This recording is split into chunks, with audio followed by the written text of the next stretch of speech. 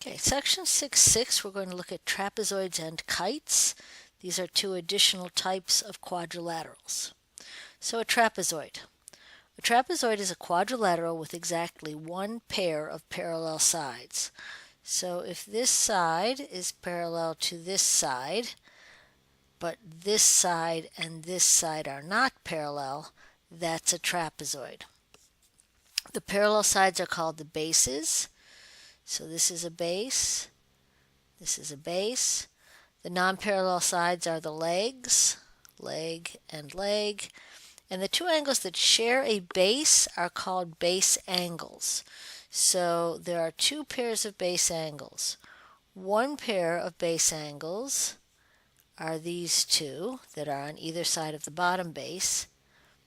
The other pair of base angles would be the two that share the other base. Okay, so those are the basic features of a trapezoid. An isosceles trapezoid is a trapezoid with legs that are congruent. Remember, the legs are the non-parallel sides. So if I have an isosceles trapezoid, the bases are parallel, the legs are congruent. So the bases are parallel, the legs are congruent. And that's an isosceles trapezoid. All right, so isosceles trapezoids have some features that are unique.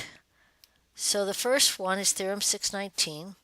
If a quadrilateral is an isosceles trapezoid, then each pair of base angles is congruent. So again, if I have my two parallel sides and I have congruent legs, then this pair of base angles is congruent and this pair of base angles is congruent. And obviously we're going to use these theorems to solve missing angles or side lengths of trapezoids. Theorem 620. If a quadrilateral is an isosceles trapezoid, then its diagonals are congruent. So again, an isosceles trapezoid, I'm going to label this one W, X, Y, Z. In order to know that it's an isosceles trapezoid, I have to show that it has two parallel sides and congruent legs.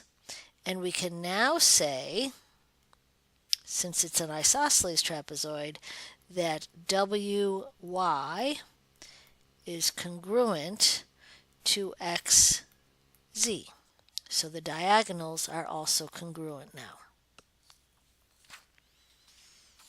And our last theorem about trapezoids, two-parter, Theorem 621, the trapezoid midsegment theorem.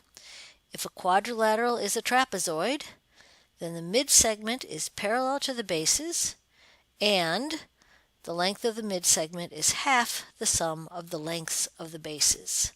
Half the sum. So this is similar to what we saw before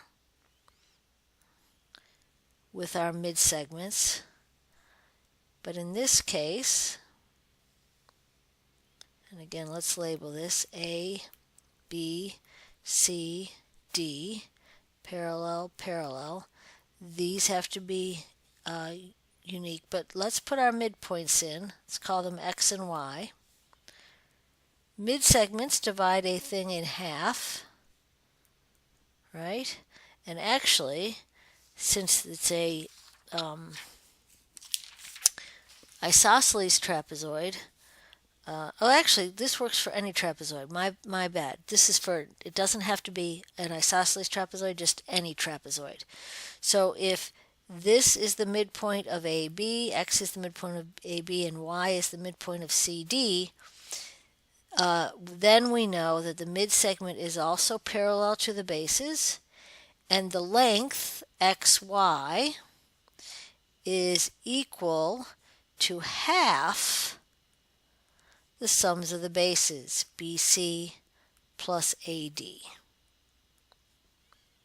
Okay, so we had a theorem before where in a triangle where that would be half of the base, but here it's half of the sums of the bases. So those are all our trapezoid theorems, and we're going to again use those to find angle measures, side lengths, different things like that. So let's do a quick example. Let me get some room here. So if I have trapezoid L, M, N, P, and I have a mid-segment and a mid-segment over here. These are parallel because it's a trapezoid. And if I tell you that XY, we've labeled it as a mid-segment. If XY is x plus 2, this base is 8, Pn is 8, and Lm is 4x minus 10, we should be able to find x.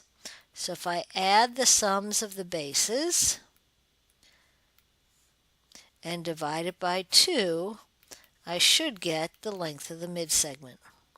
So this is 1/2 of 4x minus 2.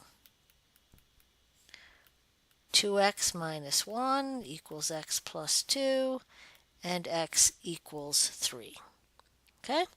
So that's one of the ways that we can use these theorems. That's it for the trapezoids. Let's look at kites real quickly. A kite is a quadrilateral with two pairs of consecutive sides congruent and no opposite sides congruent. So consecutive means next to. So in this kite, AB is congruent to AD, BC is congruent to DC, but none of the opposite sides are congruent. So that's the definition of a kite. And we have one theorem for the kite. If a quadrilateral is a kite, then its diagonals are perpendicular. So that's our theorem. So let's take a look at a problem with a kite. If ABCD is a kite,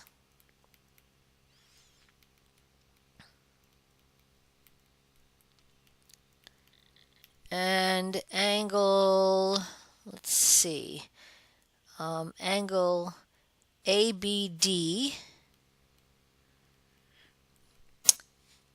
nope, that's the wrong one, sorry, angle CAB, angle CAB, this one right here, is 52 degrees. We're going to find the measure of angle 1, I'll label these in a minute, angle 2, and angle 3. So this is going to be 1, this is going to be 2, and this is going to be 3. All right, so since this is a kite, I know that its diagonals are perpendicular, so angle 1 is 90 degrees. That's an easy one. Okay, the next thing I'm going to do is angle 2, because I have a triangle here. I'm going to call this in the middle x. So ABX is a triangle. So angle 1 plus angle 2 plus 52 degrees should equal 180. I know that angle 1 is 90 degrees.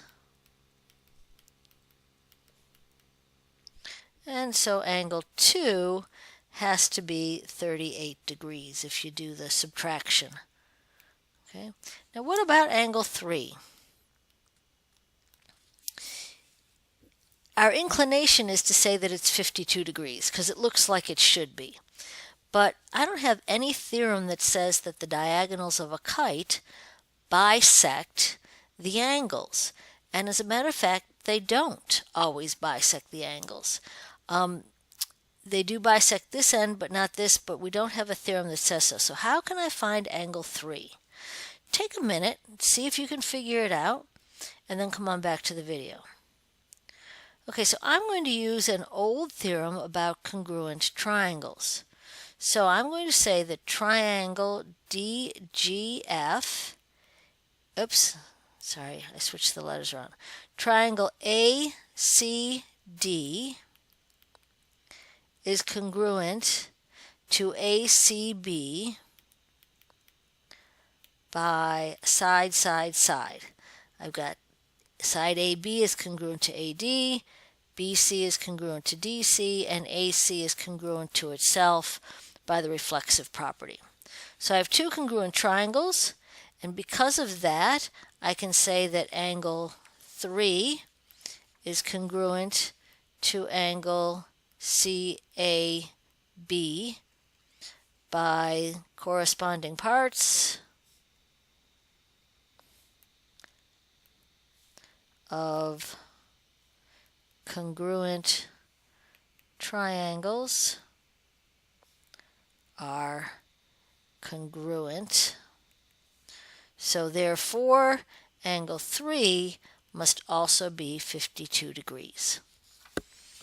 Okay, so this is the kind of work we're going to be doing in class, looking at side lengths and angle measures of trapezoids and kites. And that's it.